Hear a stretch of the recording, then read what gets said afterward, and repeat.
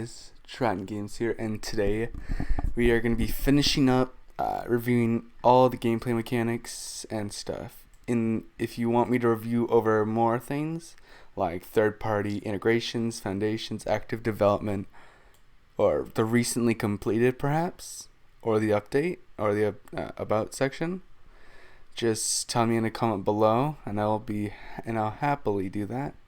But for now, let's get on to the rest of the new gameplay mechanics that Nelson could be adding in Unturned 4.0. Now let's start with fire. Fire, described as throwable Molotovs spread across flammable surfaces, objects catching fire and being extinguished in water. So that is interesting, especially for some like RP / like movie making scenarios where you can like show, as an example, like someone's house burning down, or it would be very useful, especially to like Nilex, one of the Unturned cinematic boys. Love his content. But yes, throwable Molotovs, I don't think those are in Unturned currently. Yeah, I don't believe they are. Spreading across flammable surfaces, which means you actually need to take certain precautions when like putting a campfire, which means you can't just like plop that one down your base for proper and actually be well secured. You probably have to like put it outside in like its own pit, which makes it even more feel like a survival game. Alright, excursions, still very conceptual, but I think it's an interesting story and a game mechanic.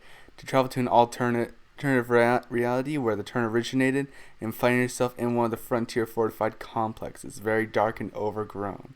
Literally impossible to survive them for very long, so you have to get in, loot, and extract as quickly as possible. So I believe what Nelson is saying is relating to like the dead zones. In Unturned 3 you have different dead zones filled with a bunch of toxic radiation, which means you can't go in there without proper equipment. I'm referring to gas masks, filters, especially some good armor, since the zombies are a lot exploding a bunch of green goo, and they're a lot tougher to fight, especially without rifles and guns and stuff. But that's actually interesting, because now those places will be much harder, because just it's more hostile. Just like, instead of you might need a gas mask as well, but it's going to be just more toxic and just more interesting to actually explore, and the loot might be more rewarding. Alright, let's check trader plane, or player trading interface for trading between players to prevent scamming. So I believe he's referencing to in-game, because Nelson said that he might not be adding any sort of skins for anything in Unturned 4.0. So I believe this is referencing trading in-game, like weapons for food, or have an actual global money. Alright, wait. Alright, we already did that. Miscellaneous vehicle stuff. Described as hot wiring, trunk storage visible, can choose whether to take up seat space for additional storage. Car alarms attract enemies. Now I like the second one. That one's actually pretty interesting. To actually to not have any friends with you. You can just take up the that storage. You can store a bunch of stuff down there, which I know I'm always at these lost for words, but I don't know what to say other than it's very neat. Car alarms attract enemies. That could be useful for if the zombies are too difficult to deal with, to smash a window, or hit the car with with a blunt weapon, and it cause the alarm. The zombies will start swarming that while you can get away. Nearby inventory sorting. Held off on this for now, but in the future it would be very nice for items drag and drop to nearby storage to use a preview or an orientation rather than the sorted one. As in, the nearby inventory tries to pack found items, but we could save where we drag dropped it. I think interesting. I don't exactly think much of it, but nice say is focusing on the small things. Adjusted aim replicate replication. 3 has an issue as well, actually. In third person, the aim has been slightly modified to the point where the 3P camera is currently hitting, but it would be nice for the players to see slightly modified rotation. Current complication is that the get control rotation is used by EA stuff for that. More free look into controller, generalized aim correction and obstruction test at controller level rather than interactor, and head blend space for free look. So I never noticed anything wrong with the third person. Well, obviously it is wrong because so many people use it for PvP, and it's much easier to aim. So that'd be nice if it got a bit more balancing and adjusting for 4.0. Gameplay improvement pass, acceleration, aim assist, more options, sensitivity curve, full UI accessibility, and scope markers. Now Nelson does have like things that you can like. Oh no, never mind. Oh, then okay, I see.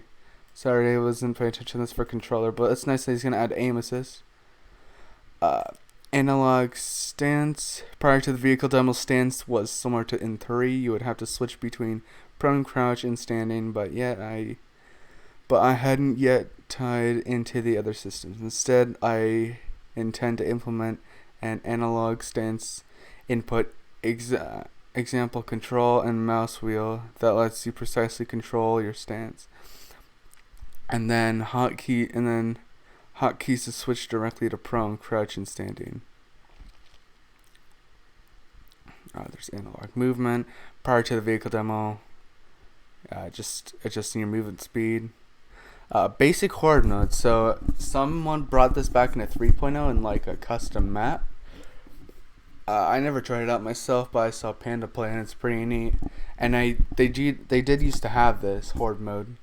Let's read. Description: once the combat stuff is tidied up, it would be fun to polish up the horde mode with proper zombie visuals as well as a playable combat example. So if you guys checked out there's one video that Nelson put on. I can try finding it and putting in the description below. But it showed him inside a room with a bunch of like player like the same like his player model, but like going after him. He had a shotgun. He kept shooting all of them. I'll show you the video. It's in the description below. And then last one, subdivided storage. Barriers within the storage grid to restrict items of certain sizes within certain storage types. 1x2 slots in the chest. Magazine rig will require some adjustments of how the storage is visualized. Can't exactly wrap my head around this one, but it sounds neat. We might get more of a clear thing about it. That was all for gameplay. It's probably going to be like the last thing for gameplay. Like I said in the beginning, you can tell me if you want me to go over recently completed or the foundations or about or anything in the comments below. So thank you so much for watching and bye.